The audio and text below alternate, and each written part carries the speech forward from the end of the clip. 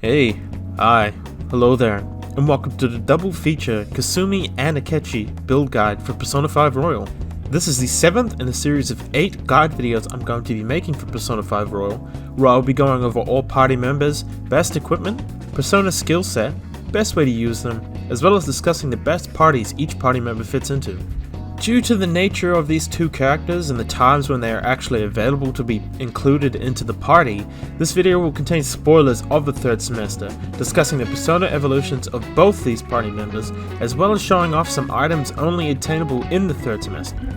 I will, however, avoid showing bosses.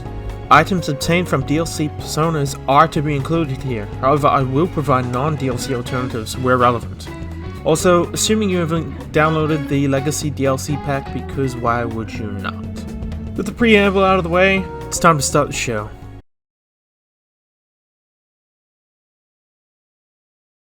So, starting with Akechi in the first semester, the best melee weapon for him is the Hino Kagetsuchi 2, acquired by itemizing the level 86 Magician persona, Futsunushi, Journal Alarm, which requires you to be max Confidant level with the Magician Confidant to fuse. It provides the highest attack rating out of all of Akechi's weapons, and has the additional effect of a high chance of burn. Burn isn't something Akechi can technically proc off of himself, so unless you're pairing him with Makoto or Morgana, this effect is largely unused. His best range weapon is the Ancient Day MR, acquired by itemizing the level 80 Counselor Arcana persona, Vahumana Journal Alarm, which requires you to be max ranked with the Counselor Confidant. Providing the highest attack value out of all of Akechi's ranged weapons, it also comes with the additional effect of buffing all of Akechi's stats by 6. If it wasn't for Makoto's Judge End providing plus 11 to all stats, I would be saying this is the best additional effect to have, which means this is still an amazing additional effect to have, and taking into account Akechi's rather blended build, works rather well for him. The best armor is the Tantric Oath R, acquired by itemizing the level 92 Judgment persona, Satan, Journal Alarm, which requires max Confidant rank with the Judgment Arcana in order to fuse. This is, however, achieved naturally through story progression. It is the highest defense rating out of all of the male armor types, and reduces all magic damage dealt to the wielder by a high amount. The best accessory, as is the pattern, is the Shiny Bell R, acquired by itemizing the DLC persona Izanagi no Okami Journal Alarm. Providing a passive 7 SP per turn, and a pass 3 stat boost for all of the wielder's stats, both something rare and rather difficult to get on party members other than Joker, this accessory stands out from the rest due to its overall value. If you do not have the DLC, the best substitute is the SP Adhesive 3, purchased from the Takebi Medical Clinic for 100,000 yen once you reach rank 5 in Takemi's Confidant. Other alternatives are the Crystal Skull R, which is acquired by itemizing the Crystal Skull Treasure persona found in the lower levels of Mementos after beating Shido's dungeon, which provides plus 6 in all stats and increases all evasion for magical attacks except Almighty. The Team Glasses and C's Armband, which provide a 15% EXP boost and a 15% money boost respectively. The Arm PC, which provides plus 3 in all stats and a max SP boost of 20. The Gauntlet, which increases evasion from criticals and magical attacks. And the Kuzonoha Tubes, decreasing the cost of HP and SP skill costs by 25%. Now, on to Akechi's persona build. Akechi's first semester build is rather plain and all over the place. Kind of a consistent theme with his character in general. His strength stat is the second highest in the game overall, though the rest of his stats are rather middle of the road besides the second lowest luck stat in the game.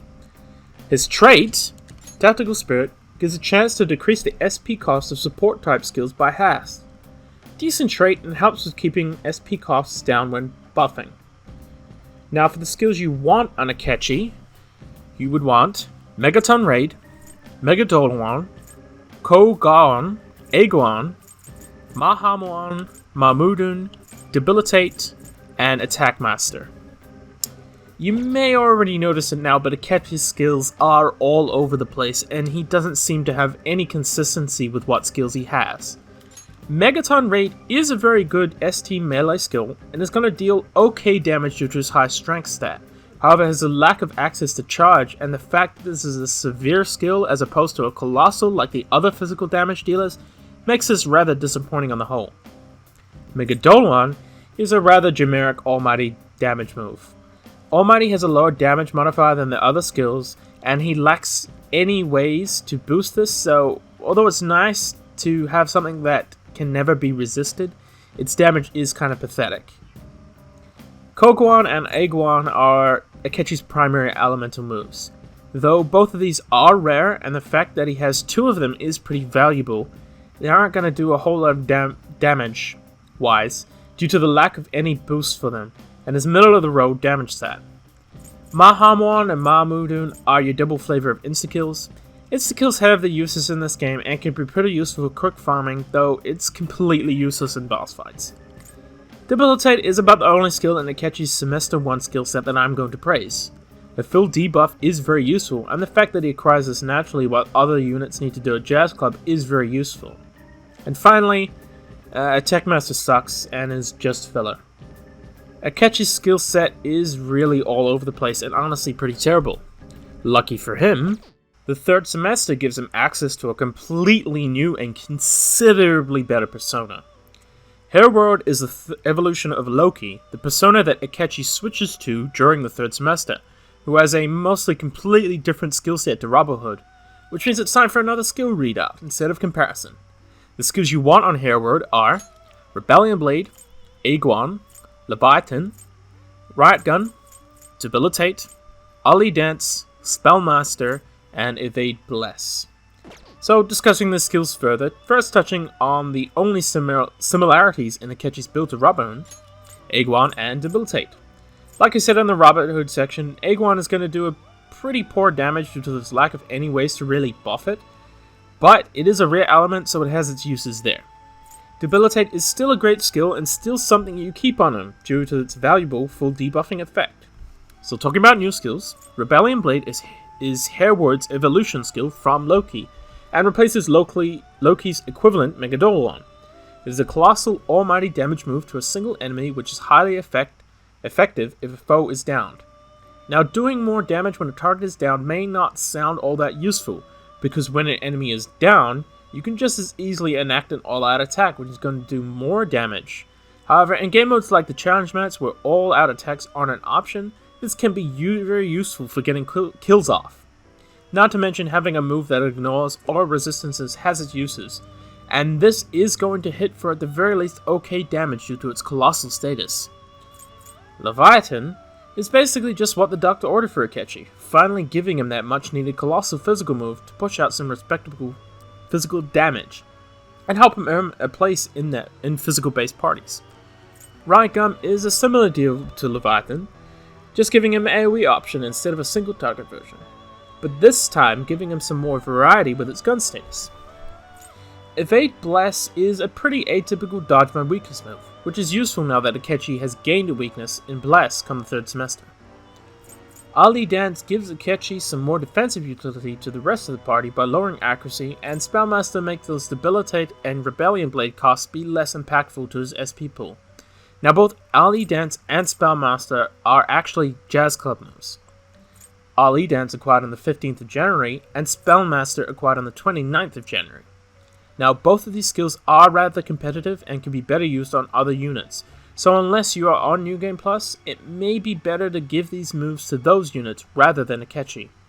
If you do give it to someone else, it's best to keep Attack Master, which gives Akechi Tarakaja at the start of battle, and Fortify Spirit, which lowers chances of being inflicted by elements.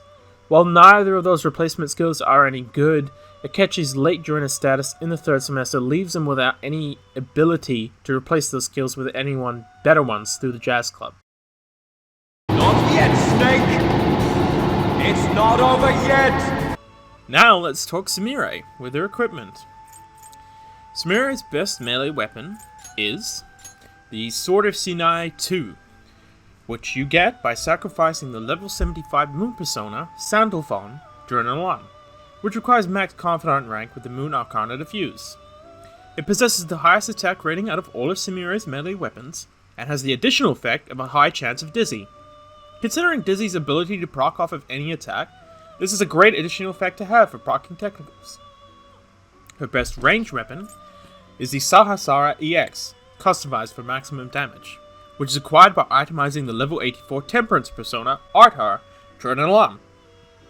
Now, Ardhar requires max Confidant rank with the Temperance Confidants to fuse, and can only be fused through normal fusion between the level 82 Judgment persona Shiva and the level 56 Lover's persona Parvati. Sahasrara provides the highest attack value out of all of Sumiere's weapons, and provides the additional effect of buffing all of her stats by 6. Identical effect as Akechi's ranged weapon, and provides pretty much the same value as Akechi's weapon does, which is to say quite a lot. The best armor for Sumiere is the Serious Armor EX, acquired by itemizing the DLC persona Messiah during an alarm. It provides the highest defense rating out of all of the female armor types. It comes with the additional effect of reducing all magical damage dealt to the wielder by a high amount. Now, if you do not have the DLC, the best substitute is the Lovely Witch's Robe, acquired from washing Sooty Dark Armor dropped by Skahawk in the 3rd semester dungeon. Lovely Witch's Robes has a lower defense value than the Serious Armor EX, however it provides plus 8 to Sumiere's magic stat, which can be useful in some cases. The best accessory, as is always the case, is the Shiny Belt R, which is right here. Which is acquired by itemizing the DLC persona Izanagi no Okami during an alarm. It provides a passive SP regen effect of 7 per turn, and buffs all the wielder's stats by 3, both useful effects due to party members' lack of easy ways to buff stats or regenerate SP. Without the DLC, the best substitute is the SP Adhesive 3, acquired from the Takemi Medical Clinic for 100,000 yen once you reach rank 5 in her Confidant. Now for Sumiere's build. Sumiere, similarly with her 3rd semester only counterpart, Akechi, has a rather balanced stat spread, with a slight lean into physical damage.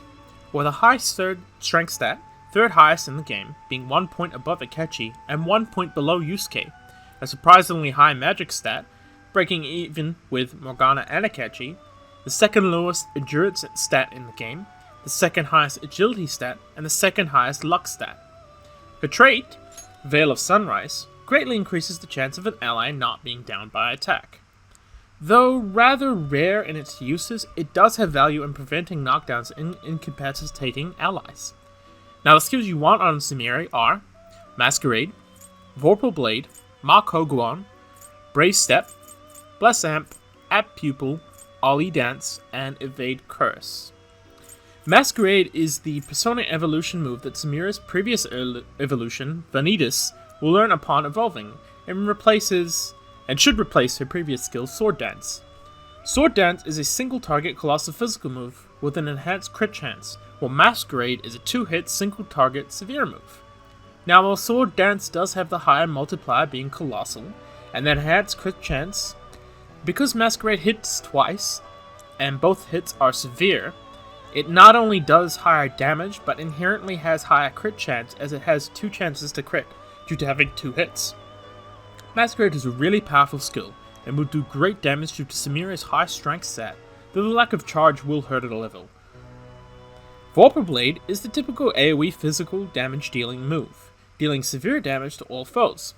While weaker than Ryuji's Agniristra, this is still a great move to have for AoE. Mach Hoguan is Sumiere's typical damage move, and her flavor of light. Light is a rare element, so this does have its uses, and when buffed by Bless Amp and her decently high magic stat, this will do pretty respectable damage. Mach Hoguan is kept over Koguan, as the scenarios when you wish to use this are mostly for knockdowns, and you generally want those in AoE fights. Brave Set is a fantastic skill for physical based parties, increasing the crit chance for all allies for 3 turns. This enables you to rather easily start crit knockdown farming, and is almost essential for the crit phase of the Lavenza boss fight. Apt Pupil simply buffs Sumiere's already great critting potential even further, and when combined with Brave Step and the double hit nature of Masquerade, almost guarantees crits. Ali Dance adds some defensive support into Sumire's kit, lowering accuracy, and Evade Curse is the typical dodge weakness move, this time in Sumire's flavor of Curse.